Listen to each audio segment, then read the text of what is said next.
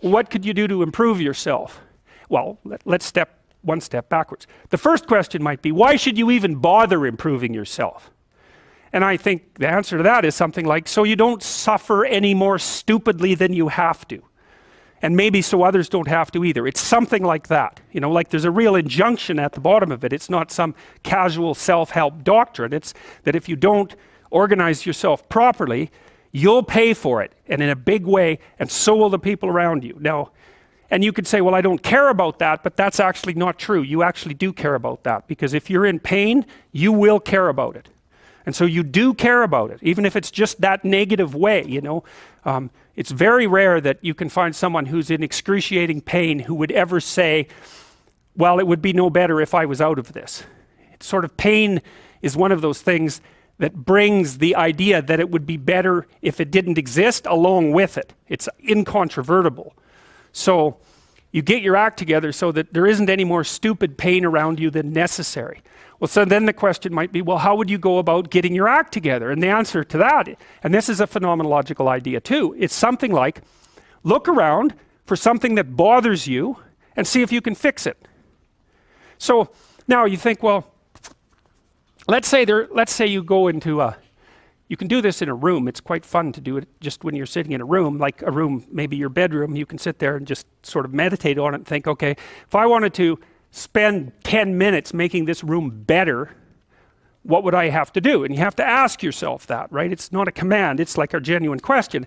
And things will pop out in the room that you like, there's a stack of papers over there that's kind of bugging you, and you know that maybe little order there would be a good thing, and there's some rubbish behind your computer monitor that you haven't attended to for like 6 months, and the room would be slightly better if it was a little less dusty and the cables weren't all tangled up the same way. And like if you allow yourself just to consider the expanse in which you exist at that moment, there'll be all sorts of things that'll pop out in it that you could just fix. And I might say, well, if you were coming to see me for psychotherapy, this easiest thing for us to do first would just be to get you to organize your room. You think, well, is that psychotherapy? And the answer is, well, it depends on how you conceive the limits of your being. And I would say, start where you can start. If something announces itself to you, which is a strange way of thinking about it, as in need of repair, that you could repair, then, hey, fix it. You fix 100 things like that, your life will be a lot different. I often tell people too, fix the things you repeat every day, because people tend to think of those as trivial, right? You get up, you brush your teeth, you have your breakfast, you have your routines that you go through every day. Well, those probably constitute 50% of your life. And people think, well, they're mundane, I don't need to pay attention to them. It's like, no, that's exactly wrong.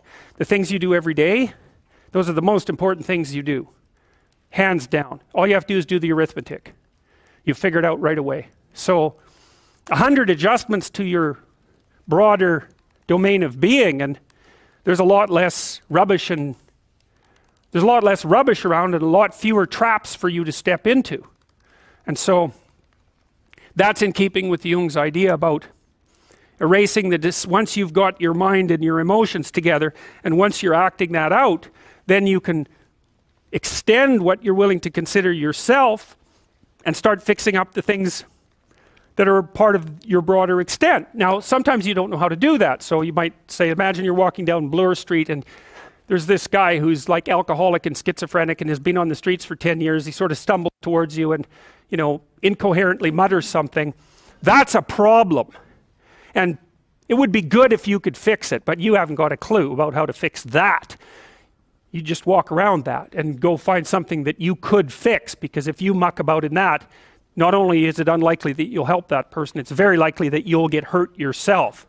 So, just because while you're experiencing things announce themselves as in need of repair doesn't mean that it's you right then and there that should repair them. You have to have some humility. You don't walk up to a helicopter that isn't working and just start tinkering away with it. You have to stay within your domain of competence. But most of the time, if people look at their lives, it's a very interesting thing to do. I like the idea of the room, because you can do that at the drop of a hat. You go back to where you live and sit down and think, okay, I'm going to make this place better for half an hour. What should I do? And you have to ask. And things will just pop up like mad. And it's partly because your mind is a very strange thing. As soon as you give it a name, a genuine aim, it'll reconfigure the world in keeping with that aim. That's actually how you see to begin with. And so if you set it a task, especially, you have to be genuine about it, which is why you have to bring your thoughts and emotions together, and then you have to get them in your body so you're acting consistently. You have to be genuine about the aim, but once you aim, the world will reconfigure itself around that aim, which is very strange. And it's technically true. You know, the best example of that, you have all seen this video where you watch the basketballs being tossed back and forth between members of the white team versus the black team, and while you're doing that, a gorilla walks up into the middle of the video and you don't see it. It's like, you know, if you thought about that experiment for about 5 years, that would be about the right amount of time to spend thinking about it. Because what it shows you is that you see what you aim at. And that, man, if you can get one thing through your head as a consequence of even being in university, that would be a good one. You see what you aim at. And so because one inference you might draw from that is, be careful what you aim at, right? What you aim at determines the way the world manifests itself to you. And so if the world is manifesting itself in a very negative way, one thing to ask is, are you aiming at the right thing? Now, you know, I'm not trying to reduce everybody's problems to an improper aim. People get cut off at the knees for all sorts of reasons. You know, they get sick, they have accidents. There's a random element to being, that's for sure. And so you don't want to take anything, even that particular phrase, too far. You want to bind it with the fact that random things do happen to people. But it's still a great thing to ask.